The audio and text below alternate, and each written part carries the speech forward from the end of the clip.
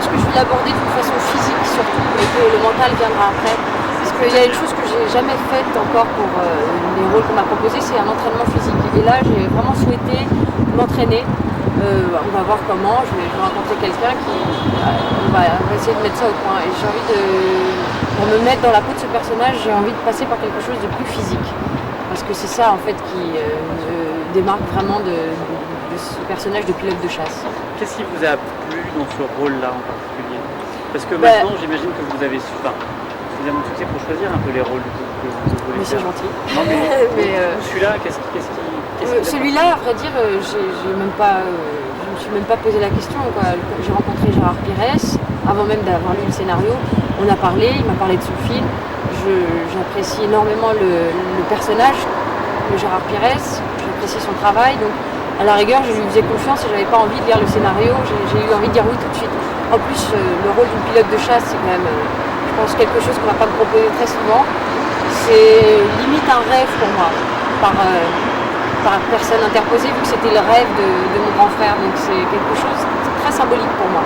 Qu'est-ce qui, vous savez un peu ce qui vous attend comme tournage, quelles sont les scènes ou les moments que vous appréhendez, pas au sens négatif du terme, mais qui vont être assez importants En fait, toutes les scènes en vol, puisque ce ne sont pas des scènes en vol justement, mais que ce sera dans un cockpit au sol, ça c'est ce qui m'effraie le plus, c'est d'essayer de rendre crédible la pilote.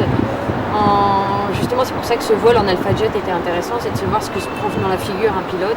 Et ça va être la partie, à mon avis, difficile, qui n'est pas vraiment une partie comédie, une partie d'acteur, mais qui est surtout une partie technique.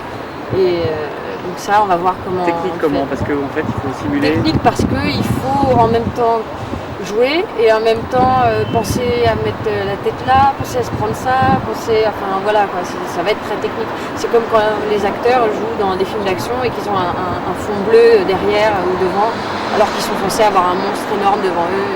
Ça va toujours impressionner ça. Et est-ce que quand on est à 7G, comme un 7G en 8 même, est-ce qu'il y a ces mouvements qui sont un peu caricaturaux qu'on voit dans pas mal de films et tire énormément la peau vers l'arrière? Vous savez, moi j'avais une caméra devant moi. Donc moi je ne saurais pas trop me rappeler tellement on est secoué, on ne sait pas trop ce que ça fait. On sait qu'on est hyper lourd, qu'au contraire on va exploser. Mais j'attends de voir les images, mais je crois que c'est véridique. Non, j'ai pas vu encore, mais je crois que c'est vraiment. Récemment. Ouais. Et dernière question, qu'est-ce que vous retenez de cette expérience en avion qui est assez hallucinante quand même, qui arrive une fois? Je retiens que déjà c'est bête ce que je veux dire, mais c'est inouï d'avoir pu faire une chose pareille. Je me rends bien compte de la chance qu'on a eue de pouvoir faire ce vol.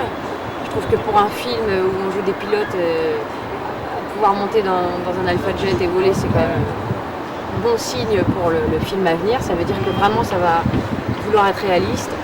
Et je sais pas, sur l'heure entière de vol, je garde 20 minutes, les 20 premières je sais pas comment dire, pas de bonheur, mais je trouve pas le mot, mais vraiment